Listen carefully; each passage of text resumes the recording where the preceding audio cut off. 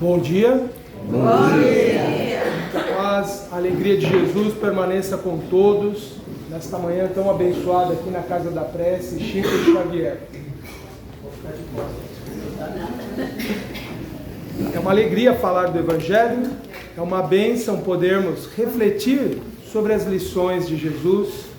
E quando nós podemos avançar na compreensão dessas lições, onde a gente pode refletir sobre como esse conhecimento espiritual que Jesus trouxe foi sendo desenvolvido, foi sendo ampliado, foi sendo explicado de uma forma cada vez mais detalhada, cada vez mais minuciosa por parte dos espíritos que se comunicaram naquela segunda metade do século XIX. Jesus havia prometido que no futuro viria alguém, viria o Consolador prometido, que faria a retomada de tudo aquilo que ele tinha ensinado, que traria lições inesquecíveis, que traria uma ampliação daquele conhecimento que ele próprio, Jesus, tinha trazido. E aí ele prometeu a vinda do Consolador, que retomaria o que ele ensinou porque havia sido esquecido. E quando a gente pensa na história da humanidade do tempo de Jesus até os nossos dias, nós vamos perceber que é uma triste constatação. Embora as pessoas saibam, aqueles que se dizem cristãos, saibam o que Jesus ensinou, o vivem muito pouco na prática. Não conseguem estar à altura das lições de Jesus, porque a gente observa, talvez até em nós mesmos a gente pode constatar isso, que a gente não consegue muitas vezes vivenciar aquilo que a gente acredita. Mas quando a gente percebe que não está sendo verdadeiramente cristão e se coloca numa posição de arrependimento, rever a sua atitude, quando a gente está vivendo essa etapa do nosso aprendizado cristão, significa que nós estamos de fato aprendendo, nós estamos de fato vivenciando as lições, porque Jesus nunca esperou que a gente assimilasse tudo de pronto, que a gente absorvesse como a gente instala um programa num computador. Rapidamente descarrega toda a informação ali e ele passa a trabalhar com aquilo. Jesus entendia a nossa necessidade de tempo, de reflexão, de assimilação, de errar, de aprender com o próprio erro, de acertar. O que é mais assustador é quando a gente fica usando artifícios do pensamento, do raciocínio, para legitimar aquilo que nunca Jesus ensinou, aquilo que nunca foi ensinado por Jesus. E se a gente estudar bem o comportamento hoje de toda a humanidade, toda a parcela que se diz cristã, nós vamos perceber que muitos estão tentando justificar atitudes, ações, comportamentos que não têm relação com o Evangelho, que em muitas ocasiões são opostos ao que o Evangelho ensinou. Jesus ensinou essencialmente a paz, o amor, a fraternidade, o perdão, a concórdia. Ele ensinou fundamentalmente a união, a compaixão. Nunca, em nenhum momento, Jesus disse: use violência para resolver os seus problemas.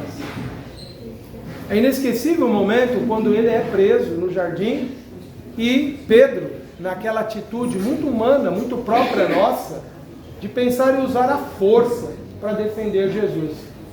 Porque Pedro realmente amava Jesus, confiava plenamente nele. E ele então pega uma espada para tentar proteger Jesus, fere na orelha um dos soldados do templo, Malco. E aí o que acontece? Jesus adverte Pedro claramente: guarda essa espada. Quem vive pela espada perecerá. Ficou muito claro isso. Se a gente pautar nossa vida pela violência, o que nós teremos? A violência. Um princípio que nós aprendemos muito na doutrina espírita é que tudo que nós fizermos retornará a nós inevitavelmente. Para quem diz que Jesus nunca falou de ação e reação, essa é uma passagem que deixa claro isso. Guarda a tua espada, porque quem viver pela espada, por ela perecerá.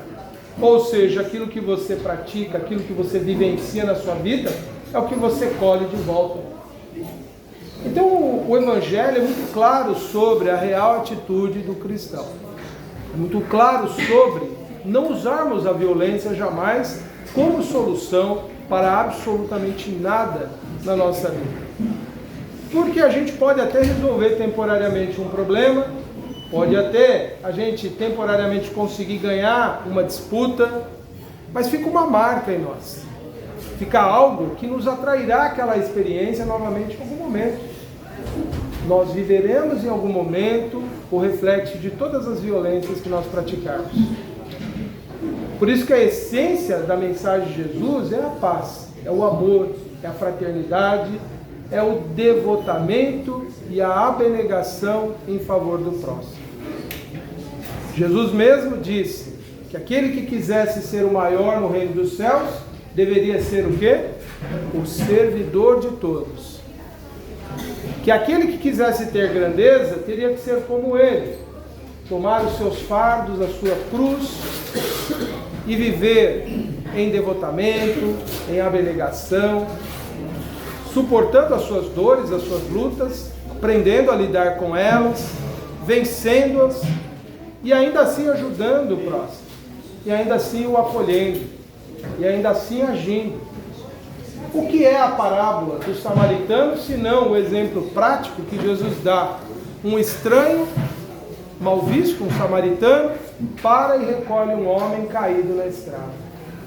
Isso é devotamento, isso é abnegação, porque o samaritano podia dizer, olha, eu não tenho nada a ver com isso, deixa eu fugir daqui, porque esse homem pode ser um culpado que foi punido por alguém, ele pode ter aqueles que o atacaram aqui por perto, podem se voltar contra mim, mas não, Jesus deixa muito claro quando perguntaram para ele como saber quem era o nosso próximo. E ele pega a figura do samaritano, que era uma pessoa mal vista pela maioria dos judeus na época, diz que ele vê um homem caído no caminho, que tinha sido atacado pelos bandidos, e o socorre, o assiste, e o leva para um lugar seguro, paga as despesas para ele se recuperar. Isso é abnegação, isso é devotamento. A essência do que Jesus ensinou é isso. E aí quando nos perguntam, qual autoridade a doutrina espírita tem de dizer que ela é o Consolador prometido? Qual é a autoridade que tem esse Espírito, que se intitulou Espírito da Verdade, de dizer que ele é o Espírito da Verdade que traria o Consolador prometido? A autoridade está exatamente naquilo que Jesus disse, claramente. Ele fará lembrar tudo o que eu ensinei e ensinará novas coisas. E o que o Espírito da Verdade trouxe de ensinamentos nas suas comunicações? A essência da mensagem de Jesus. Não aquelas interpretações que nós criamos ao longo dos séculos, cheias de personalismos, de interesses humanos, aquela visão restritiva de Deus, um Deus punitivo, que infelizmente nós não conseguimos, nesses séculos todos, nos desvencilhar.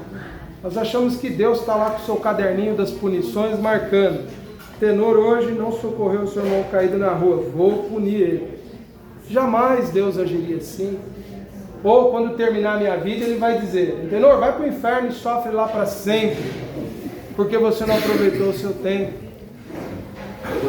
Ou por causa de um minuto antes da minha morte eu me arrependi profundamente, eu vou de graça para o paraíso. Imaginar que Deus é assim é amesquinhar, é tornar muito humana a natureza do divino, da divindade, que é plena, que é amor e que está permeando tudo, está agora aqui presente. É tornar tão pequeno, é humanizar Deus. A visão que os Espíritos nos trouxeram de Deus é uma visão que transcende essas limitações que nós, nesses 2000 anos, impusemos à compreensão de quem é Deus, ou do que é Deus. A essência do ensinamento de Jesus nos leva a entender que Deus é amor puro, é concessão para que o indivíduo se torne algo cada vez melhor e que ele tenha quantas oportunidades ele precisar. A visão de amor que nós temos de Deus é exatamente essa. como aquela que Jesus nos ensinou, de perdoar 70 vezes 7, que não são só 490 vezes. O número aqui é simbólico para dizer tantas quantas, você nem precisa lembrar quantas vezes você perdoou. Tantas quantas forem necessárias, tantas quantas for preciso. E nos ensinou isso também, de perdoar tantas vezes quantas forem necessárias. E isso tem relação com o tema hoje dessa comunicação do Espírito da Verdade, este que nos trouxe a consolação prometida por Jesus, que foi o grande líder de todos aqueles espíritos que se comunicaram e até hoje se comunicam, trazendo o conhecimento espiritual que nos ilumina.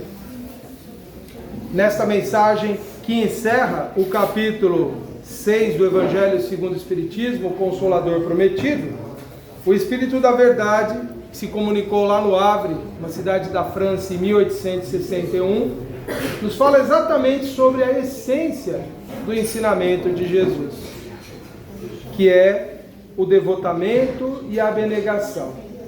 A dedicação é você abrir mão do seu próprio interesse em favor do próximo.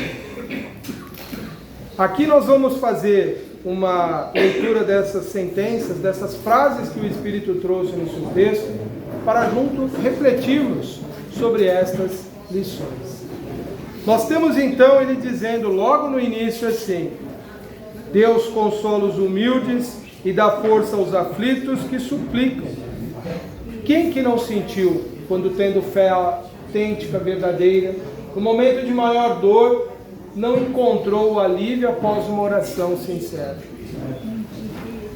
Ao longo da nossa vivência, da nossa experiência, todas as vezes que nós nos colocamos humildemente em oração e suplicamos o alívio das nossas dores, nós nos sentimos renovados.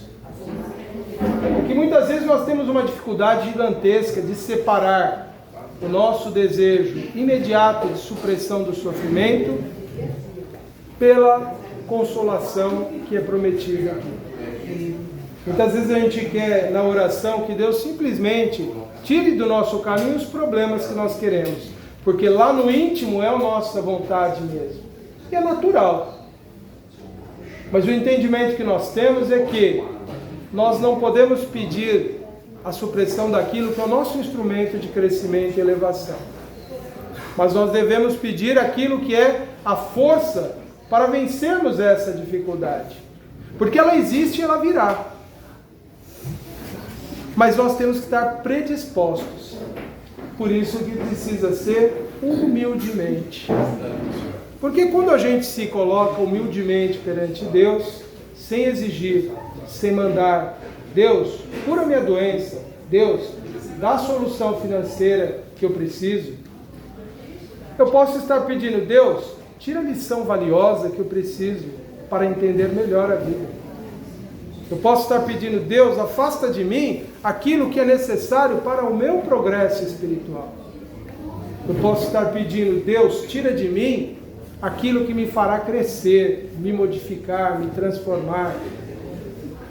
É como o nosso filho pequeno quando fala: Deus, pai, eu não quero tomar esse remédio. E a gente fala: filho, você tem que tomar.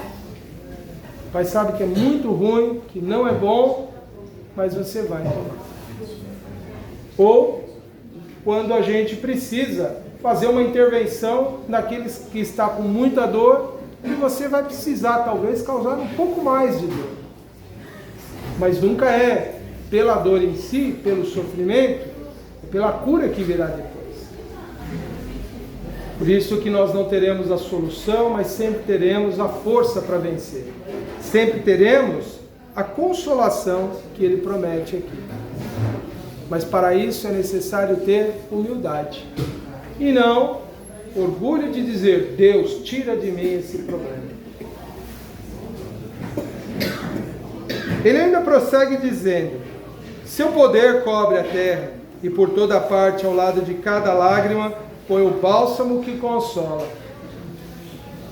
E quando a gente ouve falar de tanta dor e sofrimento no mundo, tanta tristeza, crianças passando fome ainda, sendo que nós produzimos alimento suficiente para desperdiçar.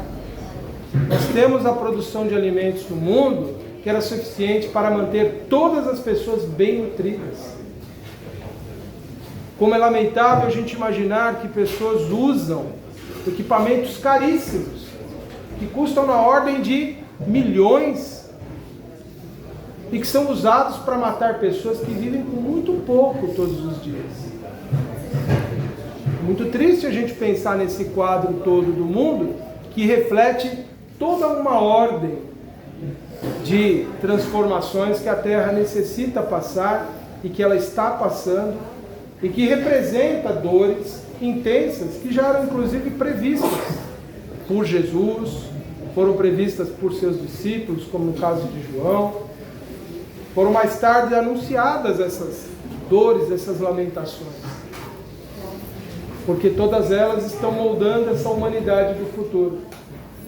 O que a gente não pode nesses dias é sermos indiferentes a essa dor e simplesmente dizer, é assim mesmo, paciência, eles estão pagando as suas dívidas do passado. Não é bem assim. Embora tudo que nós sintamos tenha reflexo com aquilo que nós já vivenciamos e praticamos no passado, para nós, no momento de testemunhar a dor, não é a análise fria que cabe. É sempre a compaixão, é sempre o amor. Porque é essa compaixão e amor que é capaz de nos transformar e até de nos aliviar as nossas dores futuras, já que o amor cobre uma multidão de erros que praticamos, uma multidão de pecados, como disse o apóstolo João numa das suas cartas. O amor, ele efetivamente, desculpe, não foi João, foi numa das cartas, uma de Pedro, que é o amor que cobre uma multidão dos nossos erros. Então, o que significa isso? Que é quando nós temos compaixão, amor, entendimento pelas pessoas, pela compreensão das suas dores, é aí que nós começamos a nos transformar. Por isso que as coisas não são cobradas matematicamente de nós.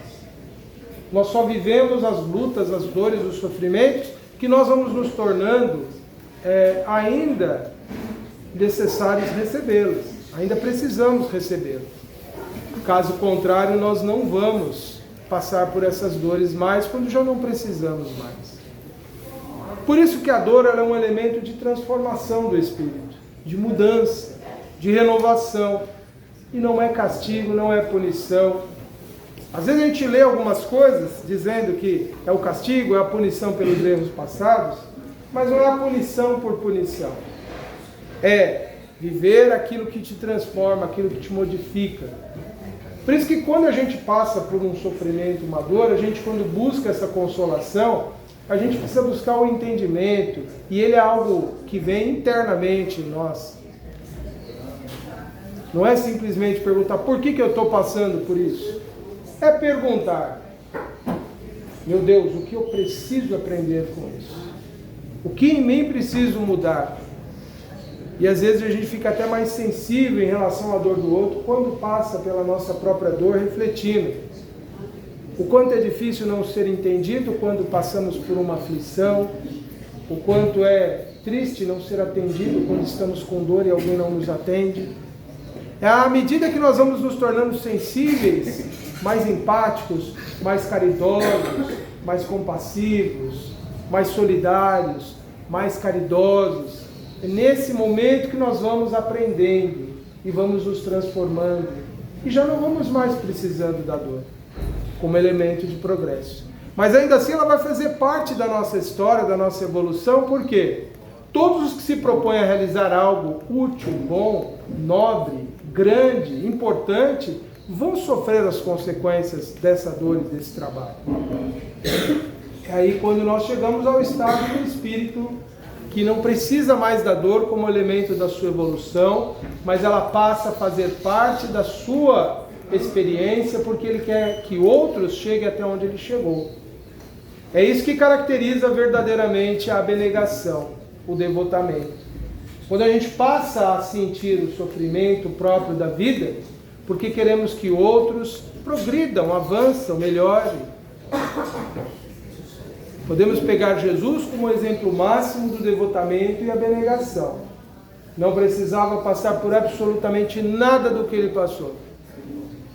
Ele podia mandar cartazes no céu escritas suas lições, podia mandar os Espíritos materializar isso no azul do céu. Certamente ele ia apavorar as pessoas na época, ia confundir, iria atormentar a mente humana que não entenderia tudo isso.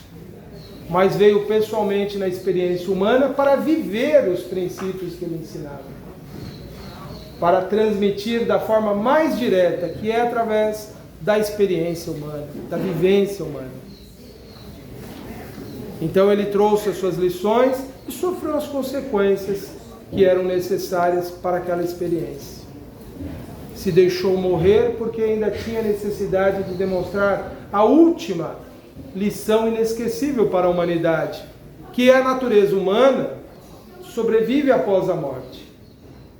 A humanidade ficou tão encantada com isso que o imaginou Deus ressurgindo depois da morte. Porque somente uma divindade poderia viver após a morte, porque a ideia de morte é tão introjetada em seres ainda, tão presos à materialidade como nós, que a gente só consegue imaginar que o divino tenha uma vida infinita. Não conseguimos reconhecer que nós humanos temos essa vida infinita. O que nós fizemos com Jesus foi exatamente o que muitos outros povos fizeram com as lições recebidas do mundo espiritual. Precisamos transformar seres humanos fora do comum em divindades, porque a gente não acredita que nós podemos ter essa natureza espiritual sobrevivente. E até hoje nós estamos tropeçando e tentando reconhecer isso, que nós não somos apenas matéria, nós somos temporariamente matéria, mas a nossa essência, aquilo que nós efetivamente somos, espírito, ser espiritual, imortal. Talvez esse seja um fardo pior do que ser aniquilado. É saber que você não tem fim e você não encontrará a paz enquanto você não restaurá-la na vida de quem você a perturbou. Não tem opção a não ser começar agora esse processo de reparação daquilo que nós já criamos de dor, de sofrimento, começando pelas mudanças que temos que fazer em nós. E é isso que os Espíritos insistentemente nos falaram desde o século XIX até hoje, de olhar internamente, verificar quem nós temos sido nos dias que passam, verificar como nós estamos vivendo, como nós estamos respondendo às situações da vida, refletir, e ao invés de a gente ficar parado pedindo para Deus, Deus, me dá um aumento de salário, Deus, me dá a casa, Deus, me dá o carro, eu quero trocar meu carro, eu queria tanto, Deus. Deus, cura essa dor que eu tenho aqui. Embora tudo isso possa ser pedido a Deus, mas a essência do que nós precisamos realmente pedir é: meu Deus, o que eu preciso efetivamente me modificar para estar à altura dessa vida grandiosa que eu vivo? O que eu preciso realmente aprender como espírito? Porque todas essas coisas são necessárias, úteis e boas, mas nenhuma delas se equipara a você estar em harmonia, em sintonia com as leis divinas, em estar em comunhão com Deus, em você estar ligado a essa onda progressiva, amorosa, que faz a humanidade evoluir e avançar. Nada se compara a um estado interior de espírito, de fé, de segurança, de harmonia, de estar conquistando o reino dos céus e a sua justiça, porque tudo depois vem na sequência. Por isso que Jesus disse: buscai primeiro o reino dos céus e a sua justiça, e tudo mais vos será acrescido. Quando você vive realmente a mensagem do Evangelho, e quando você realmente põe em prática essas lições que os Espíritos Superiores trouxeram, você passa a identificar o que realmente é importante na vida, o que realmente é necessário, o que realmente te completa, o que realmente te faz feliz. E aí você começa a descobrir eu já não preciso disso, nem daquilo, passo a viver numa simplicidade tal que eu sou feliz exatamente com o que eu tenho, com o que eu sou, porque eu encontrei a essência da vida. Porque eu aprendi a amar e perdoar e não trazer tantos fardos no meu interior, com tanto ressentimento, com raiva, com egoísmo, com ganância, com desejo de posse. É aí que a gente lê essa mensagem do Espírito da Verdade e a gente entende o que o Espírito está querendo dizer. Quando ele diz que seu poder cobre toda a terra e por toda a parte, ao lado de cada lágrima, põe o bálsamo que consola. Isso dito para o mundo, para quem está desconectado de toda essa ordem de pensamento, é tudo muito estranho. Mas quando a gente entra nessa forma de ver a vida, nessa forma de viver, nós começamos a entender todo o significado do que o Espírito está dizendo. E aí ele ainda prossegue. O devotamento e a abnegação são uma prece contínua que encerra um profundo ensinamento. A sabedoria humana reside nessas duas palavras, devotamento e abnegação. Por que nós temos ainda tanta dor, tanto sofrimento, tantos problemas no mundo? É porque o egoísmo ainda impera em nós todos. De alguma forma, todos nós estamos muito apegados somente naquilo que nós acreditamos ser direitos, nossas prerrogativas, aquilo é meu. E a gente para de pensar e de sentir que o outro também passa por dores, por sofrimento, e não conseguimos compartilhar, não conseguimos sair da nossa comodidade. E é por isso que a nossa vida, às vezes, não é feliz como nós esperamos. Porque na vivência desse amor profundo pelo próximo, nós encontramos uma compensação e uma gratidão imensa. Nós sentimos a vida transformada. E isso a gente pode experimentar em situações simples. A satisfação que tem quando você faz algo bom, que reflete no bem de alguém, de algumas pessoas, de um ser que está sofrendo, um animal. A satisfação de fazer o bem, é disso que o Espírito está falando. De que quando nós nos devotamos e não esperamos nada em troca, sentimos algo diferente efetivamente. E sabe por que a gente sente isso? Porque nesse momento a gente está em sintonia com as leis divinas, que colocam exatamente isso. Que todos os seres que atingem a razão, a consciência, eles devem voluntariamente passar a viver pelo conjunto, em favor de todos. Os seres ainda em evolução, como os animais, agem em favor da coletividade sem consciência. Mas eles agem dentro do seu papel, dentro da sua finalidade no ambiente em que vivem. Nós, dotados de consciência, de razão, de liberdade, quando escolhemos voluntariamente deixar a nossa comodidade, o nosso bem-estar pessoal em favor do outro, passamos a sentir a vida de uma forma diferente. Passamos a sentir maior integração com o todo. Nos sentimos mais propensos a termos mais paz interior. Nos sentimos mais favoráveis a viver de uma forma mais pacífica, mais simples. Nem os nossos tormentos, nem as nossas aflições, os nossos pensamentos repetitivos, torturantes, voltam mais com frequência. Porque nós vivemos numa onda de amor que nos conecta às inteligências que evoluíram mais e que já vivem esses princípios, que são próprios dessa harmonia das leis divinas, e passamos a estar em comunhão com eles. E sentimos uma paz que irradia desses corações e chega aos nossos. E se a gente prosseguir assim, conseguir manter constância e não alternância, como a gente às vezes vive, a gente começa a irradiar isso também onde nós estamos. Por isso que devemos sempre meditar no nosso real papel na vida. Porque às vezes a gente pensa que está servindo e não está. Às vezes a gente está só cumprindo obrigações por uma questão de imposição cultural, social, porque alguém falou, porque alguém disse. E não porque é o entendimento real, essa conexão com essa ideia maior. Porque nós, como espíritos, nós temos essa condição. Muitas vezes, até sem explicar, nós sabemos exatamente o que temos que fazer perante a vida. Porque é algo que vem intuitivamente, profundamente, dessas experiências que nós temos fora do corpo, em que entramos em contato com os nossos espíritos protetores, espíritos benevolentes que nos trazem a compreensão mais profunda da vida.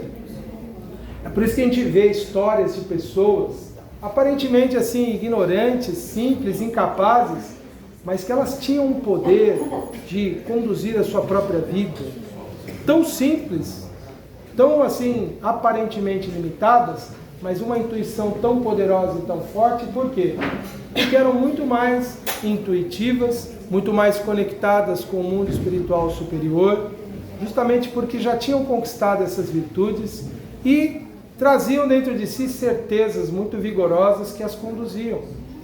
Enquanto indivíduos que têm doutorado, pós-doutorado, estudaram nas melhores universidades, eles estão confundidos, sem saber o seu caminho, sem entender sentido na vida, sem assimilar nada. Não que essa condição seja reprovável, mas ela não pode tirar de nós essa busca interior, dessa conexão com algo transcendente, com a vida espiritual. Não pode tirar de nós essa ideia, de conexão com algo superior. Porque é aí que nós nos confundimos e nos perdemos. E aí passamos a viver de uma forma muito egoísta. Porque passamos a pensar apenas em nós mesmos para tentarmos a todo custo sermos felizes, usando tudo que nós temos somente para nós. E aí descobrimos que não é suficiente para a felicidade. Que é só no sistema de trocas da vida, em que eu beneficio o coletivo, a comunidade, é somente aí que eu consigo sentir bem-estar, satisfação. É por isso que o Espírito coloca isso. Que o devotamento e a abnegação resume, toda a sabedoria humana. E ele ainda vai prosseguindo dizendo: possam todos os espíritos sofredores compreender esta verdade. Não são só os desencarnados, viu? Somos também nós, espíritos encarnados. Em vez de reclamar contra as dores, os sofrimentos morais, que são aqui na terra o vosso quinhão, ou seja, é o que está para a gente no momento, é a nossa parte da experiência, mas não quer dizer que a gente tenha que se entregar a eles cegamente, mas sabiamente, aprendendo a vencer a dor e o sofrimento, através dessas recomendações que o Espírito nos deu, da abnegação, do devotamento, de buscar a verdadeira essência da vida. E aí ele diz: tomai, pois, por divisa, por lema de vida, essas duas palavras, devotamento e abnegação, e sereis fortes, porque eles resumem todos os deveres que a caridade e a humildade vos impõem. O sentimento do dever cumprido, e que dever ele está falando aqui, esse dever não é apenas esse das convenções sociais, da nossa obrigação de trabalho, é o dever como um todo, com a criação divina. O dever cumprido vos dará a tranquilidade de espírito e a resignação.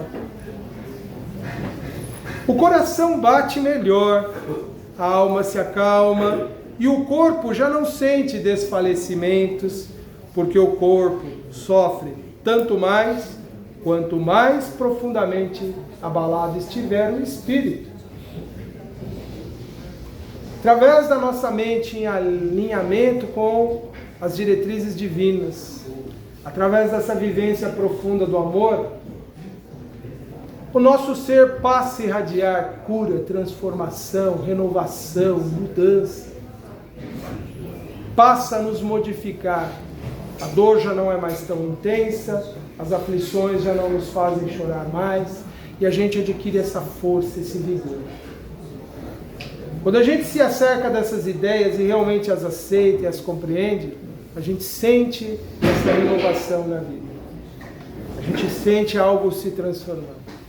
Estão aí as histórias de milhões de pessoas que viveram momentos muito difíceis, mas ao invés de se entregar ao ódio, ao rancor, aquela amargura, aquela dureza de coração, se tornaram dóceis, sensíveis, se tornaram mais amorosos, mais compassivos.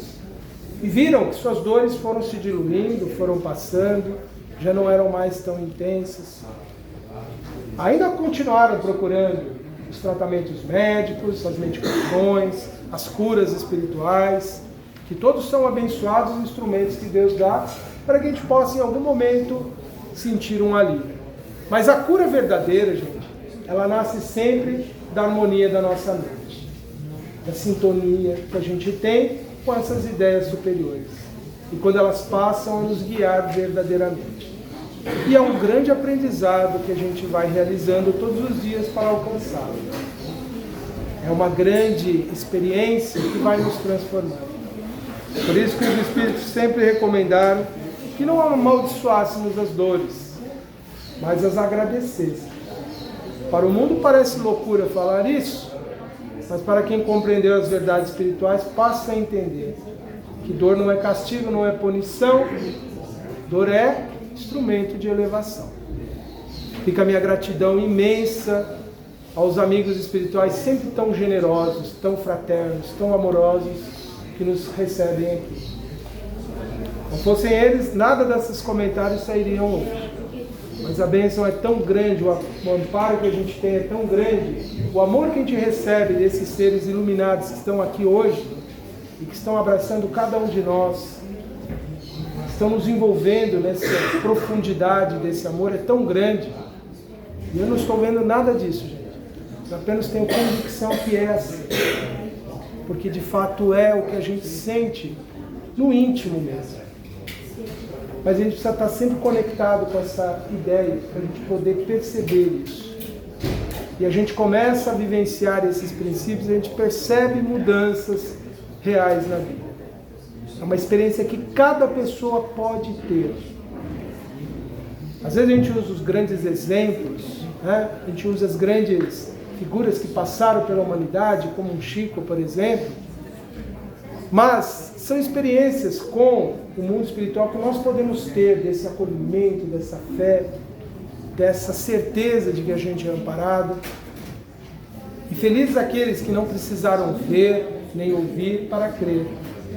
Porque esses, quando descobrem que internamente a gente pode chegar a essa constatação, encontraram algo muito valioso, muito poderoso na sua vida.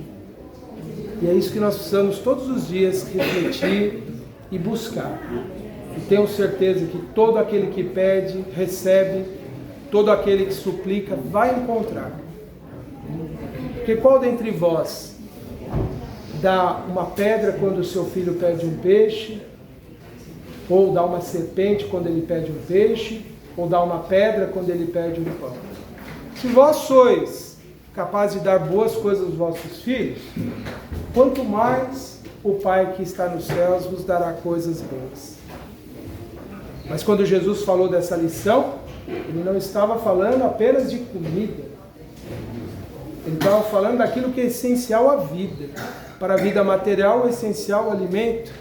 Para a vida do espírito, o essencial é a fé, é o conhecimento espiritual.